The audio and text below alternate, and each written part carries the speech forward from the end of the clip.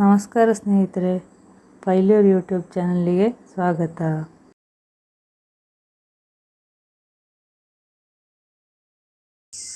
ನೋಡಿ, ಇದು ಅಡೇನಿಯಂ ಗಿಡ ನೋಡಿ.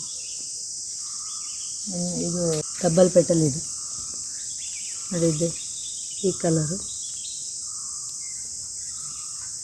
ಇಲ್ಲಿ ಬಿಳಿದಿದೆ. ಎಂತ ಮಾಡಿದೆ ಅಂದರೆ, ನಾನಿದು ಕಳೆದ ವರ್ಷ ಇದರನ್ನೆಲ್ಲ ಕಟ್ ಮಾಡಿದ್ದೀನಿ. ಇದು ತುಂಬ ಸ್ಟ್ರೈಟ್ ಹೋಗಿಕೊಂಡಿತ್ತು ಅಂತೇಳಿ ಕಟ್ ಮಾಡಿದ್ದೀನಿ. ಇದು ಗ್ರಾಫ್ಟೆಡ್ ಅಡೇನಿಯಂ ಗಿಡ ನಾನು ಆನ್ಲೈನಲ್ಲಿ ತರಿಸಿದ್ದು. ಹಾಗೆ ಇದು ತುಂಬ ಎತ್ತರ ಹೋಯಿತು ಅಂತೇಳಿ ಒಂದು 2 ಫೀಟಿನ ಮೇಲೆ 3 ಫೀಟ್ ಆಗೋಷ್ಟು ಎತ್ತರ ಹೋಗಿತ್ತು ಅಂತೇಳಿ ಕಟ್ ಮಾಡಿದೆ. ಹೂವಾಗಿಕೊಂಡಿತ್ತು. ಹಾಗೆ 2 ಫೀಟಿನ ಜಾಸ್ತಿ ಎತ್ತರ ಹೋಗಿತ್ತು. 3 ಫೀಟಿನ ಹತ್ರ ಇತ್ತು. ಅದಕ್ಕೆ ನಾನು ಇದನ್ನು ಇಲ್ಲಿಂದ ಕಟ್ ಮಾಡಿದೆ ನೋಡಿ. ಇಲ್ಲಿಂದ ಕಟ್ ಮಾಡಿದೆ. ಹಾಗೆ ಚಿಗುರಲಿಕ್ಕೆ ಇಷ್ಟು ಅವತ್ತೇ ಶುರುವಾಗಿತ್ತು, ಆದರೆ ಹೂವಾಗಿದ್ದು ಈಗ. ಹಾಗೆ ಅಂತ ನೋಡಿ, ಇದೆಲ್ಲ ಬೇರೆ ಬೇರೆ ಪಾಟಲ್ಲೇ ಹಾಕಿದ್ದೆ. ಮತ್ತು ಅದು ಮಳೆಗಾಲದಲ್ಲಿ ನೀರು ಬೀಳದ ಜಾಗದಲ್ಲಿ ಇಡಲಿಕ್ಕೆ ಕಷ್ಟ ಆಗ್ತದೆ ಅಂತೇಳಿ ದೊಡ್ಡ ಟಬ್ಬಲ್ಲಿ ಹಾಕಿ ಒಂದ್ಮೇಲೆ ತಗೊಂಡೋಗಿ ಇಡ್ಬೋದಲ್ಲ ಅಂಥೇಳಿ ಹಾಗೆ ಹಾಕಿದ್ದು. ಇದಕ್ಕೆ 70% ಹೊಯ್ಗೆ, ಮತ್ತೊಂದು 25% ಮಣ್ಣು, 5% ಗೊಬ್ಬರದ ಯಾವುದಾದ್ರು ಆರ್ಗ್ಯಾನಿಕ್ ಪೌಡ್ರ್ ಮ್ಯಾನ್ಯೂರ್ ಹಾಕಿ ಮಿಕ್ಸ್ ಮಾಡಿ ಇದಕ್ಕೆ ಹಾಕಿದ್ದು ನಾನು ಈ ಪಾಟಿಗೆ. ಕಳೆದ ವರ್ಷ ಎಲ್ಲ ಇಷ್ಟು ಎತ್ತರದಲ್ಲಿ ಒಂದೇ 8 ಇಂಚಿನ ಚಟ್ಟಿಯಲ್ಲಿ ಹಾಕಿ ಇಷ್ಟು ತನಕ ಇತ್ತದು ಕೆಳಗೆ. ನಾನು ಬರೀ ಸಣ್ಣ ಗಿಡವನ್ನು ತಂದದ್ದು ಆನ್ಲೈನಲ್ಲಿ, ಗ್ರಾಫ್ಟೆಡ್. ಅದು ಸಣ್ಣ ಚಟ್ಟಿಯೊಳಗೆ ಇತ್ತು. ಅದು ಇಷ್ಟು ದೊಡ್ಡ ಗಡ್ಡೆಯಾಗಿ ಬಂದಿದೆ. ಹಾಗೆ ಅದನ್ನು ನಂತರ ಜಾಸ್ತಿ ಇದು ಮಣ್ಣಿನೊಳಗೆ ಇದ್ದರೆ ಅದು ಕೊಳ್ತೋಗೋ ಸಾಧ್ಯತೆ ಇದೆ ಅಂತೇಳಿ ಇದನ್ನು ಸ್ವಲ್ಪ ಎತ್ತರದಲ್ಲಿ ನೆಟ್ಟದು. ಇಷ್ಟೇ, ಇದು ಮಣ್ಣಿನೊಳಗೆ ಪೂರ್ತಿ ಕವರ್ ಮಾಡೋದು. ಹೀಗೆ ಅಷ್ಟೇ ಹೊರಗಡೆ ಬರುವಾಗೆ ನೆಟ್ಟದು ನೋಡಿ. ಈಗ ಒಂದೇ ಟಬ್ಬಲ್ಲಿ ಇಷ್ಟು ಬೇರೆ ಬೇರೆ ಗಿಡವನ್ನು ಹಾಕಿದ್ದೀನಿ. ಈಗ ಇದರಲ್ಲಿ ಹೂವಾಗಿದೆ, ಇದರಲ್ಲೆಲ್ಲ ಮೊಗ್ಗೆ ಇದೆ. ಇನ್ನೆರಡರಲ್ಲಿ ಮೊಗ್ಗೆ ಆಗಬೇಕಷ್ಟೆ. ಇಲ್ಲಿ ಡಬಲ್ ಪೆಟಲ್ ಇದೆ, ಸಿಂಗಲ್ ಪೆಟಲ್ ಇದೆ.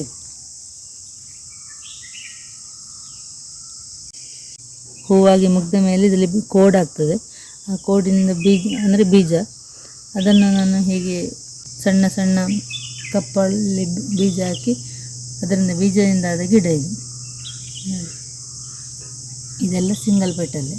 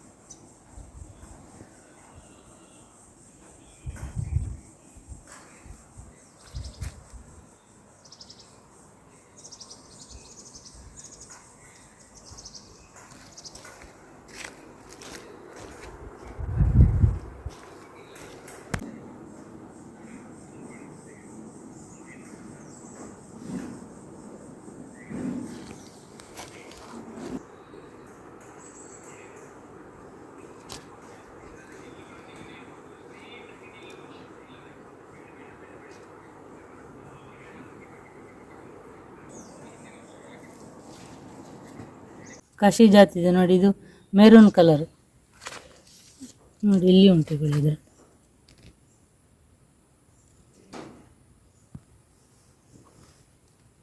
ವೈಟಲ್ಲಿ ಒಂದು ಮೊಗ್ಗೆ ಪುನಃ ಇದೆ.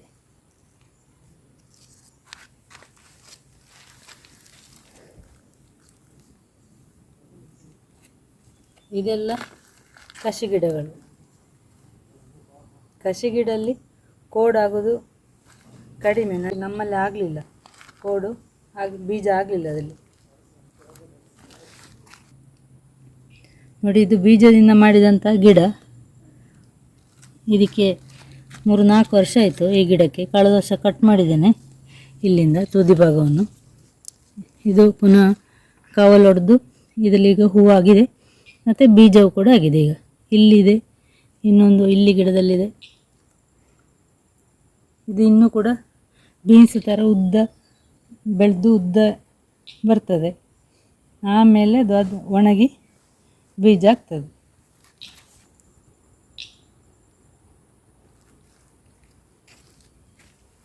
ಇದೆಲ್ಲ ಸಿಂಗಲ್ ಪೆಟಲ್.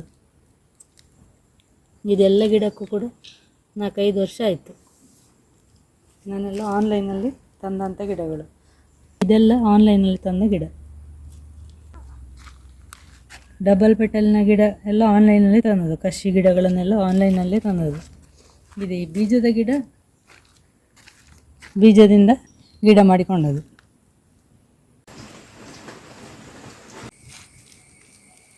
ನೋಡಿ ಇದರ ಬುಡ ಎಷ್ಟು ದಪ್ಪ ಇದೆ ನೋಡಿ.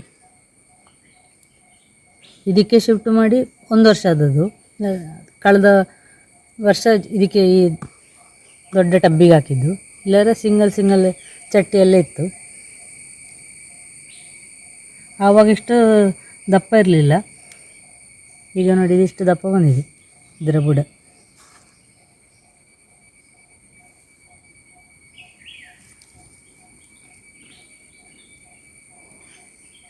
ಈ ಗಿಡಕ್ಕೆ ಮಾತ್ರ 5-6 ವರ್ಷ ಆಯಿತು.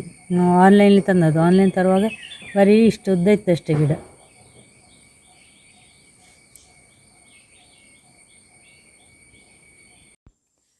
ಈಗ ನೀವು ನೋಡ್ತಾ ಇರೋದು ಕಳೆದ ವರ್ಷ ಇದೇ ಗಿಡದಲ್ಲಿ ಆದ ಹೂಗಳು. ಹೀಗೆ ಸಿಂಗಲ್ ಚಟ್ಟಿಯಲ್ಲಿ ಇತ್ತು. ಕಳೆದ ಮಳೆಗಾಲದಲ್ಲಿ 2-3 ದೊಡ್ಡ ಟಬ್ಬುಗಳಲ್ಲಿ ಕೆಲವು ಗಿಡಗಳನ್ನು ಹಾಕಿ ಮತ್ತೆ ಬೆಳೆಸಿಕೊಂಡದ್ದು. ಈಗ ಯಾವುದು ಸಿಂಗಲ್ ಚಟ್ಟಿಯಲ್ಲಿ ಈ ಗಿಡಗಳು ಇಲ್ಲ. ಎಲ್ಲ ದೊಡ್ಡ ಟಬ್ಬುಗಳಿಗೆ ಶಿಫ್ಟ್ ಮಾಡಿದ್ದೇನೆ.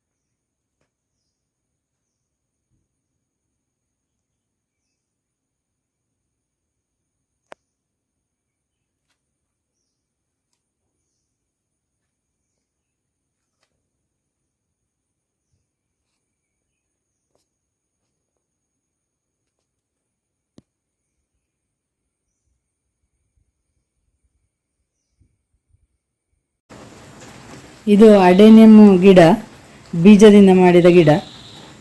ಬೀಜವನ್ನು ನಾನು ಈ ಫಂಕ್ಷನ್ಗಳಲ್ಲೆಲ್ಲ ಕೊಡುವ ಗ್ಲಾಸ್ ಇರ್ತದಲ್ಲ, ಪ್ಲಾಸ್ಟಿಕ್ ಗ್ಲಾಸ್, ಅದಕ್ಕೆ ಮರಳು ಮತ್ತು ಮಣ್ಣು ಮಿಕ್ಸ್ ಮಾಡಿ ಅದರಲ್ಲಿ ಇದು ಬೀಜವನ್ನು ಹಾಕಿದ್ದು. ನೋಡಿ ಇಷ್ಟು ದೊಡ್ಡ ಬಂದಿದೆ ಗಿಡ. ಈ ಗಿಡಕ್ಕೆ ಒಂದು ಹೆಚ್ಚು ಕಡಿಮೆ 10 ತಿಂಗಳೆಲ್ಲ ಆಯಿತು ಬೀಜ ಹುಟ್ಟಿ ಇಷ್ಟು ದೊಡ್ಡ ಆಗಿದೆ. ಈಗ ಇದನ್ನು ಈ ಸೈಜಿನ ಚಟ್ಟಿಗೆ ಟ್ರಾನ್ಸ್ಫರ್ ಮಾಡ್ತಾ ಇದ್ದೇನೆ. ಅದಕ್ಕೆ ಹೊಯ್ಗೆ ಅಥವಾ ಮರಳು ಇದನ್ನು ಇಷ್ಟು ತಗೊಂಡಿದ್ದೇನೆ. ಮತ್ತು ಮಣ್ಣು ಕಡಿಮೆ ಸಾಕು, ಹೊಯ್ಗೆ ಜಾಸ್ತಿ ಬೇಕು. ಅಂದರೆ 20% ಮಣ್ಣು 80% ಹೊಯ್ಗೆ. ನೀವು ಯಾವುದಾದ್ರು ಸಾವಯವ ಗೊಬ್ಬರ ಇದ್ದರೆ ಅದನ್ನು ಮಿಕ್ಸ್ ಮಾಡಿಕೊಳ್ಬೋದು. ನನ್ನ ಹತ್ರ ಗೊಬ್ಬರ ಖಾಲಿಯಾಗಿದೆ, ಆದರೆ ನಾನು ಇಷ್ಟು ಮಾತ್ರವನ್ನು ಹಾಕಿಕೊಳ್ತೇನೆ. ಇದಕ್ಕೆ ಕೋಕೋಪಿಟ್ ಮಿಕ್ಸ್ ಮಾಡಲಿಕ್ಕಿಲ್ಲ. ಯಾಕೆ ಅಂತ ಹೇಳಿದರೆ ಅಡೇನಿಯಮ್ ಗಿಡ ಅದು ಡೆಸರ್ಟ್ ಪ್ಲಾಂಟ್ ಆದ ಕಾರಣ ಅದರ ಬುಡದಲ್ಲಿ ಆದಷ್ಟು ನೀರು ಹಿಡಿದು ಇಟ್ಟುಕೊಳ್ಳುವಂಥ ಯಾವುದೇ ಅದಕ್ಕೆ ಬೇಕಾಗುವುದಿಲ್ಲ. ಈಗ ಕೋಕೋಪಿಟ್ ಆಗಲಿ ಅಥವಾ ತರಗೆಲೆ, ಒಣಗಿದ ತರಗೆಲೆ ಆ ಥರ ಎಲ್ಲ ಯಾವುದು ಹಾಕಿಕೊಳ್ಳೋದು ಬೇಡ. ಅದೇ ಹಾಕಿದರೆ ಅದರ ಗಡ್ಡೆ ಬೇಗ ಕೊಳಿತು ಹೋಗುವ ಸಾಧ್ಯತೆ ಇದೆ. ಅದಕ್ಕೆ ನಾನೇ ಬರೀ ಇದೆರಡನ್ನೇ ಮಿಕ್ಸ್ ಮಾಡಿ ಹಾಕಿಕೊಳ್ಳೋದು. ಸಾವಯವ ಗೊಬ್ಬರ ಇದ್ದರೆ ಹಾಕೋದಾದರೆ ಇಷ್ಟಕ್ಕೆ 1 kg ಅಷ್ಟು ಸಾಕು.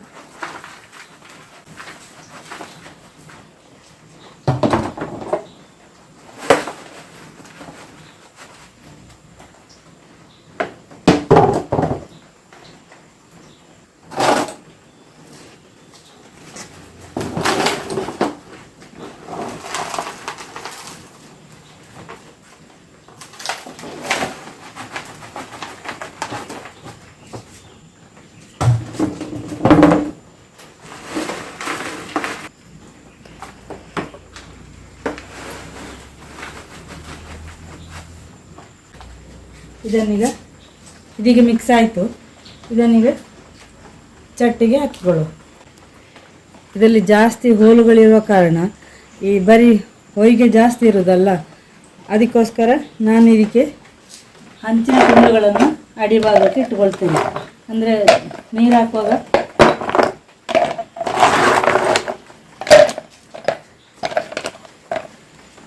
ಈ ರೀತಿ ಹಂಚಿನ ತುಂಡುಗಳನ್ನು ಹಾಕಿಕೊಂಡಿದ್ದೇನೆ.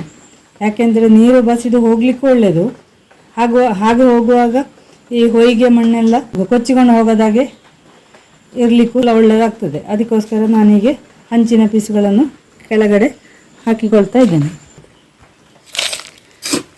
ನೀವು ದೊಡ್ಡ ಚಟ್ಟಿಗಳಿಗೆ ಬೇಕಿದ್ರೂ ಹಾಕಿಕೊಳ್ಬೋದು.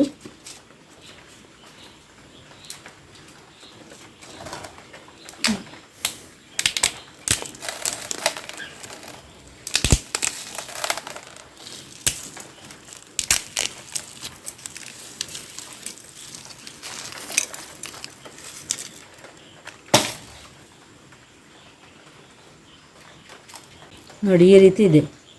ಇದನ್ನೀಗ ಇದರಲ್ಲಿ ನಟ್ಟುಕೊಳ್ಳುವ.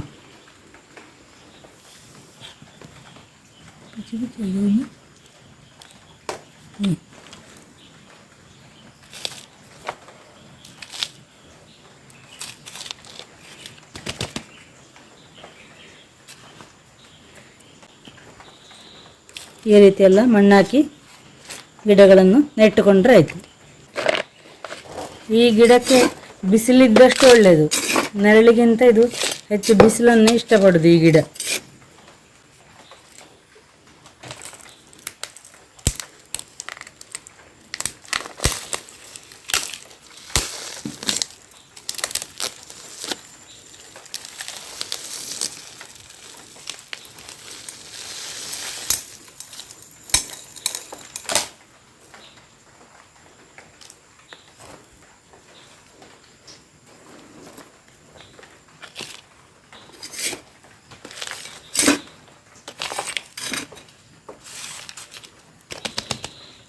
ಇದೇ ರೀತಿ ಎಲ್ಲ ಗಿಡಗಳನ್ನು ಕೂಡ ದೊಡ್ಡ ಚಟ್ಟಿಗೆ ಶೂಟ್ ಮಾಡ್ತಾ ಇದ್ದೇನೆ.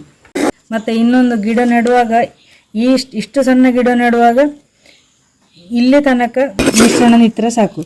ನೋಡಿ, ಇದು ಪೂರ್ತಿ ಇಲ್ಲಿ ತನಕ ಬರೋದು ಬೇಡ, ಇಷ್ಟು ಸಾಕು.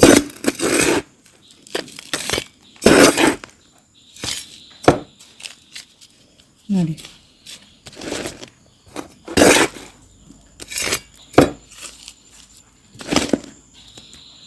ಇಷ್ಟು ಇದ್ರೆ ಸಾಕು. ಜಾಸ್ತಿ ಹಾಕಿಕೊಳ್ಳೋದು ಬೇಡ. ಇಲ್ಲಿ ತನಕ ಈ ಕಾಂಡ ಇಲ್ಲಿ ತನಕ ಮುಚ್ಚುವಷ್ಟು ಹಾಕಿಕೊಳ್ಳೋದು ಬೇಡ. ಅದು ನೀರನ್ನು ಆಹಾರವನ್ನೆಲ್ಲ ತಗೊಳ್ಳೋದು ಈ ಭಾಗದಲ್ಲಿ ಜಾಸ್ತಿ. ಹಾಗಾಗಿ ಅಲ್ಲಿಗೆ ಬಿಸಿಲು ಗಾಳಿ ಎಲ್ಲ ಇದ್ದರೆ ಒಳ್ಳೆಯದು. ಇನ್ನೊಂದಷ್ಟು ಅಡೇನಿಯಮ್ ವಿಷಯಗಳು ಮುಂದಿನ ವಿಡಿಯೋದಲ್ಲಿ ನೋಡೋಣ.